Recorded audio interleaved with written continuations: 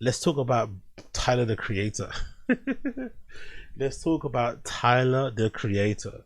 It started with this one post. So as some of you guys know, Tyler the Creator's been getting cancelled on social media. Tyler's been getting cancelled around his old tweets, and people discovering, I think, recently that he may have said some problematic, quote unquote, anti-black things in the past, and not really liking his dating preferences and blah blah blah blah, whatever else it may be. Now, this all started off the back of this very heartfelt and I thought amazing tribute to fucking D'Angelo on Instagram. Tyler posted this really heartfelt post where he basically spoke about how much D'Angelo meant to him, which I read, of course, before, which I thought was very, very well done. And for whatever reason, his fans decided to pile on in the fucking comments and talk about how much they wanted a new album, how much they didn't fucking care about D'Angelo, and just turned it into a cesspool of negativity and nonsense, when obviously he was paying tribute to an absolute musical legend that is D'Angelo, who unfortunately passed away a couple of weeks ago, right? Or like a week ago, or no, maybe this week, whatever it was. RIP to D'Angelo. So everyone was really upset about, that tribute turning into what it turned into.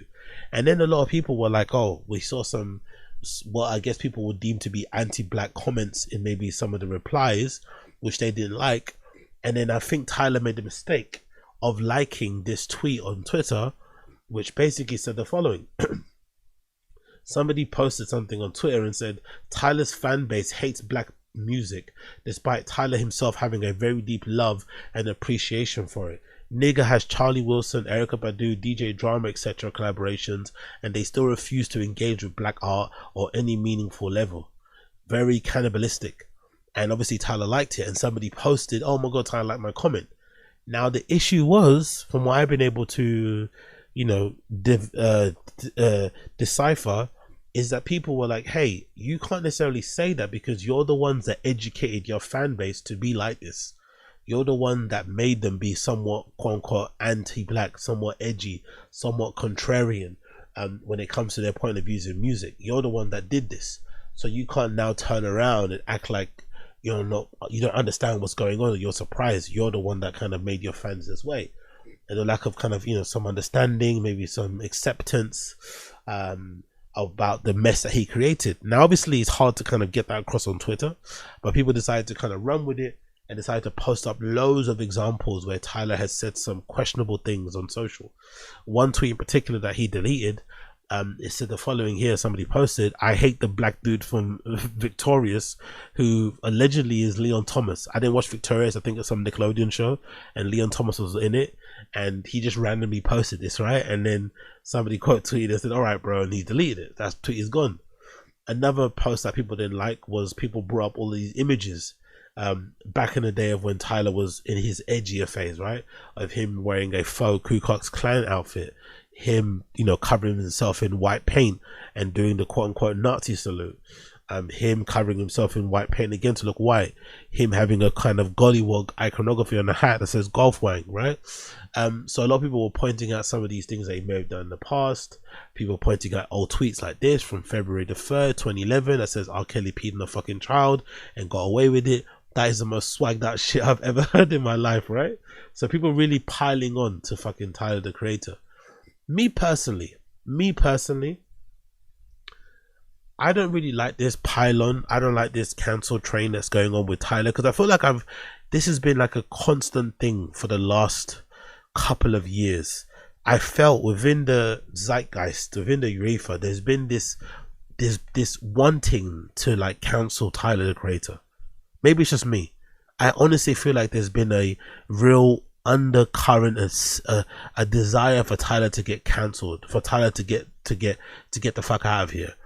Now, I don't know why in particular, but I think musically, we don't want that, because he makes some of the most interesting and better music out there. Live shows, I don't want that, because he's one of the best live performers out there. And just in terms of a personality, in quote unquote hip hop, I think his voice is very much needed.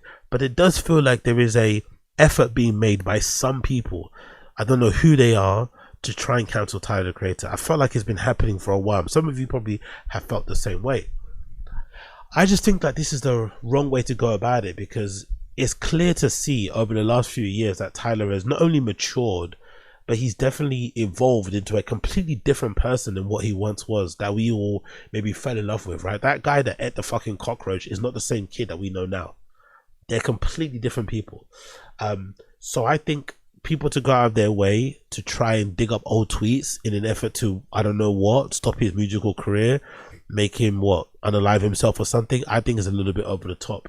I think the best indicator of change behavior is people action, right? And I think throughout his action, no statement, no nothing, he has definitely shown us that he's kind of learned from his quote unquote mistakes, just evolved and grown up as a person. I don't even think they're even mistakes, just things that he said when he was younger. Nowadays he probably wouldn't say those type of things. He probably cringes himself out saying those type of things. I think he's been on record in many interviews saying how much he cringes and he's kind of like embarrassed at some of his previous interviews about what he said. Now I've also seen people been very critical of his interviews lately, right?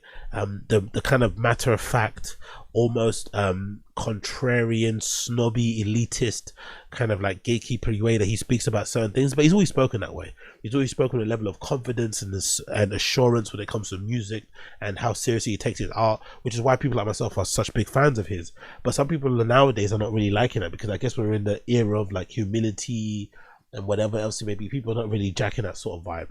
That's okay. You're not allowed to like enjoy all these interviews or like his point of view, but to try and chastise him over these old tweets is like, come on, bro, come on. He's changed as a person, he's evolved, he doesn't even move like this anymore. I don't really think it's an issue. If people have a problem with his dating preference, I can kind of understand where that's coming from, because, you know, I'm a very open-minded person.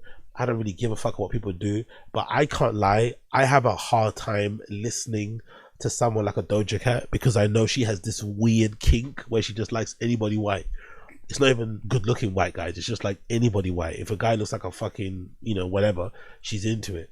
But black guys, she doesn't seem to kind of vibe with too much, which again, maybe it's her upbringing, it's completely different, but it's just a bit difficult to kind of get into someone like that who seems to not enjoy or like the half of her that is more similar to me, sort of thing. You know, it's a bit odd. So I can understand why that can kind of influence or taint the way you listen to somebody. But I think when it comes to music, you really have to you really have to try your hardest to put that thing to one side and just listen to the music. Just listen to the artistry. And if the artistry is of a level that you love and you enjoy it. I think everything else is just pure noise, in my personal opinion. Just pure and utter noise. And for lack of a better term, Tyler's one of the good eggs. Tyler's one of the good ones. Tyler's one of the good ones, honestly. Let's actually read the article where they kind of summarize some of the stuff that happened. We got Rolling Stone.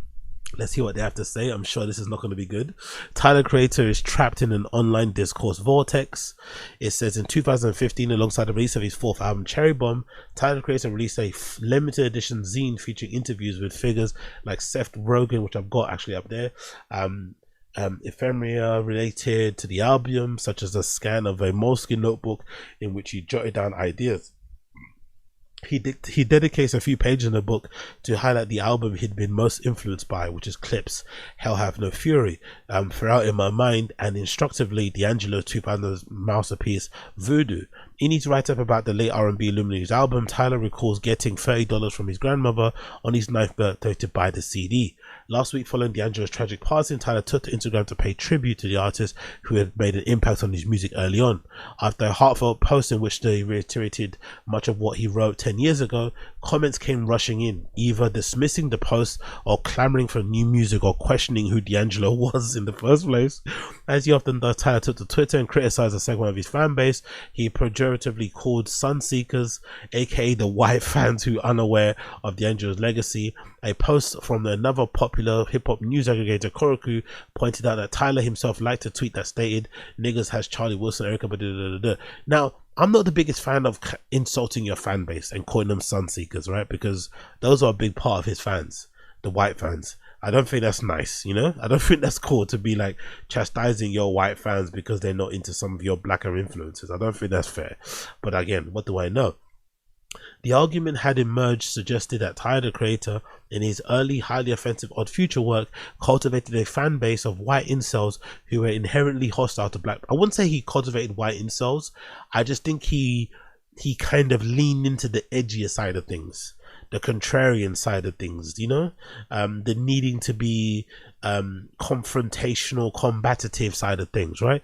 The questioning of things, the why of things, the annoying thing, you know, that kind of personality that Joe Budden didn't necessarily like when he bumped into the elevator that one time. I don't think I'd call it incel though. The refrain was that he should have expected those reactions from his D'Angelo tribute, has no one to blame but himself. The evidence for this was tweets and screenshots from his earlier career, when Tyler did everything to from criticizing George Floyd protests to pulling edgy stunts like dressing in a Klan robe and selling merch featuring the rendering of an offensive Sambo figure. More than provocation from an artist conveying a particular misguided form of radicalized postmodern angst, these moments have come to serve as proof that Tyler himself hates himself and his own blackness, his type of conversation tailor-made for the internet. I don't think that's fair. I don't think he hates himself. I think we loved that version of Tyler when he first came out. So we have to kind of look ourselves in the mirror too and question some of our tastes and stuff. We all loved it. We loved it. That was also that was the time when Tyler the Creator made himself into the person that he is now. That was the start of the journey. I mean, the start of Camp Flognar and everything else he was doing. So let's not act like that was just done out of sight, out of mind. We all were aware what he was saying, his points of views, and He came out many a time, spoke about how he's uncancelable and shit. He can say what the fuck he wants, and for the most part, he did and said what the fuck he wants. Now suddenly people have woken up and realized that some of the things were maybe a little bit whatever. I don't think it's fair to then say, oh, he should be cancelled for it. I think he's learned, he's evolved, he's changed as a person, and I think we should just carry on from there. But what do I know? The notion that Tyler cultivated an audience of white incels flies in the face of the many black fans that Odd Future had at the very beginning. This was a crew of black teenagers making sonically adventurous music that in fact garnered a great deal of young black listeners. That's to say nothing of the growth in Tyler Creator's audience over the past 15 years. Even if you take the argument of its face, it doesn't explain the contemporary fan base who mathematically outnumbered those early fans by now. It's also just revisionist history, agreed. On the same feed where Tyler Creator shared offensive outbursts in the 2010s, he expressed his admiration for the likes of Erykah Badu and D'Angelo. The whole point then was that Tyler contained contradictions. The anger expressed in his music was not unlike Eminem, whose brash internal frustrations with masculinity fueled the most brilliant and simultaneously violent, misogynistic and homophobic music of his career. You were never supposed to take things literally. Exactly. And you can't have one without the other. You don't get this version, this polished, somewhat polished, refined, high level artistry of Tyler without the beginning stages. You don't get that. You have to have one to have the other. He has to have gone through that journey, and we've been able to witness it in real time. I think it's fucking been beautiful personally, but what do I know? Another one says here, logic of this talking point extends to its conclusion. The suggestion is that the past decade of work from Tyler, with its open embrace of both classic black musical forms as well as the more traditionalist rap, see that guy, as a buoyant take on Kendrick Lamar's Hey Now, it's all a ploy to latch on to a new black fans in order to remain relevant. I don't think so. I just think he's going back to his roots, which he started with. You know, he flirted with that kind of angst, anti-whatever black thing. It worked for him in the beginning, or just not even anti-black thing, just not being the same as everybody else and kind of making other types of music, allowing his fans to explore other things and not just being the same old rap influences, and then going back to it and kind of, you know, harkening back to the roots. I don't think there's a bad thing about that whatsoever. To believe this, you would simply have to. Didn't some of these hip hop people say they were pissed off that a lot of these kids don't know their roots or their history? And here's fucking, you know, Tyler the Creator essentially exposing his fan base to people like Big Daddy Kane, LL Cool J, who they would have never listened to prior. I think it's a good thing. To believe this, you would simply have to ignore anything that has occurred in real life and this relates to Tyler the Creator or Future. You'd have to rely on the curated retelling of history rather than a lived experience, which is precisely where the internet lives. Tyler's love for hip-hop as an art form is the purest sense of the word, is almost annoyingly well documented. Exactly. I still think of that performance on fucking Jimmy Fallon, Rust. Come on, bro, you don't get a better fucking rap song than that. It's only last year when he got in the dust top with internet's white rapper of the month Ian calling out his style and effect as an offense during an interview with Maverick Carter. There's this white kid, regular Caucasian man, who's like mocking Future and Gucci rap music, and people are like, yo, this shit's hard. And it's like, bro, it's parody. It's not even trying to make rap better, he said, which, you know, I think he's been kind of proved right when it comes to Ian, because he's kind of come and gone, really. Tyler booked Roy Ayers for Camp Flogner in 2017. Just this past month, after Roy Ayers' death, he shared a tribute to the neo-soul pioneer, calling him the base of my sound. All of this is to say that if anything, the average Tyler the Creator fan is more likely a huge snob about how much they appreciate artists like D'Angelo than a white kid who simply hates black music. Exactly. What clearly frustrated Tyler was that the commentators were more focusing on the getting new music from him than on what they were actually posting. To be fair, he's always had this issue too. He's always had this issue. Every time he posts, everything's about new music. Every post he makes, even a little innuendo, people interpret it as the theme of a new album, as a new direction, new album title. And you have to make clear that, no, this is not it. I'm just posting a fucking picture of my fucking, you know, cinnamon roll. This is easily the most common problem faced by celebrities with their online fans, who are often so cravenly obsessed that they miss the bigger picture. It doesn't help that Tyler basically has been every other rapper to gain popularity in the past 20 years, has a large white audience, and a phenomenon that predates Tyler by at least a generation. However, it's a leap to call them incels, and unclear what the destination, a term focused on lonely white men and misogyny, would even mean in this context. Agreed. This is not even the first time in the past year that Tyler's told old material has resurfaced online, spawning a familiar Ouroboros of online discourse, shrouded in the language of accountability. Let's continue here. He rebuffed the controversy in typical fashion, declaring during the show in Boston, I got Swifties all mad at me with their racist ass, bitch, go listen to Tron Cat. With this latest flare-up, the venom was certainly more poignant. Tyler's relationship with blackness, from early claims that he encouraged white fans to say the N-word to disparaging comments that he's made about black women, is in many ways much more fertile ground for criticism. As such, TikTok creators have started weighing in with anecdotes about Tyler's alleged anti-blackness that of course dovetail into stories about their own lives. Yeah, and you know, those anecdotal stories you can't take, and I think most of it centers around his dating history as well. You know, there's not been a lot of people that look like him in his dating history, which again, shouldn't matter, not really, but you know, people are going to say what they're going to say. Last bit here, in fairness, many online commentators acknowledge some level of growth for Tyler's part, but suggest that since he has not publicly explicitly apologized for his past behavior, he has paid insufficient penance for his actions. No apology needed. The apology is his new outlook, is his new way he presents himself now. He doesn't need to apologize to anybody. He has already apologized vis-a-vis his fucking actions. He's done the work, in my personal opinion. This next round of condemnation has been widely described as Tyler receiving his lashings. It's in that language where we see what's really happening. Exactly. There is very obviously no excuse for this kind of post and commentary. Tyler was known for early in his career, but the internet is fueled by bloodlust, not justice. So much so that the tribute to D'Angelo has turned into a nearly week-long discussion about tweets from more than a decade ago. All the while, Chris Brown is on the stadium tour. Okay, let's relax with the fucking now. Honestly, the Chris Brown conversation, like, what do you want us to do, bro? Rihanna's moved on. He's moved on. What do you want us to do? What do you want us to do? He didn't go black. What do you want us to do about Chris Brown? I don't get the Chris Brown thing. I don't get it. Like, Rihanna's forgiven him. She's moved on. He's moved on with his life. Like, I don't understand what you want us to do. Like, ay.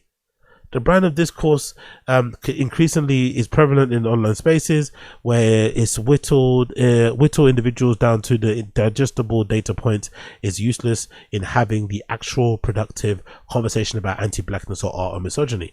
It's all content meant to poke and prod at the complex issue central to identity. The more one-dimensionally you can paint somebody, the better. Whereas Tyler the Creator may have ridden in a wave of optimism about the internet as a tool to give him the voice of the misunderstood, it's grown into a force that decimates the nuance and context that make us human. Tyler, you did nothing wrong, mate. Tyler, you did absolutely nothing wrong. You're okay in my book.